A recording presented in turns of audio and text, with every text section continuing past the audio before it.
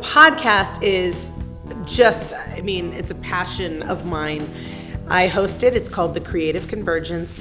And the idea sprung from, there's a lot of people that make a great living and have great stories from working in the arts. We often think about, the Beyoncés and the big names, but that's 0 to 100. There are a lot of people that want to be able to make a living, that have made a living, that do make a living working in a creative endeavor.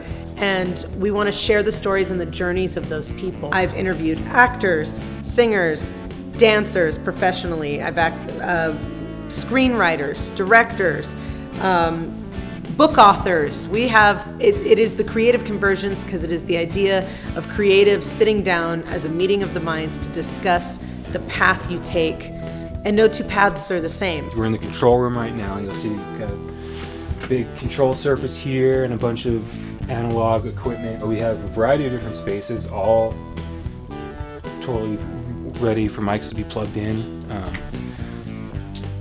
So everything's wired up. The stage is wired. Everything's wired directly right to here. So no matter where, I can have someone upstairs in this room, in the vocal booth, and the whole orchestra on the stage if I wanted to. It's fairly simple the way we do it. It's just Candace comes in and she has a talk with someone. Usually, lately it's been over Zoom, so we set up a computer and I run audio out of the computer and I record the guests' responses to the conversation, and then I'm recording Candace in studio. And then I put those two together and clean it up a little bit. You can have a podcast and no one could hear it.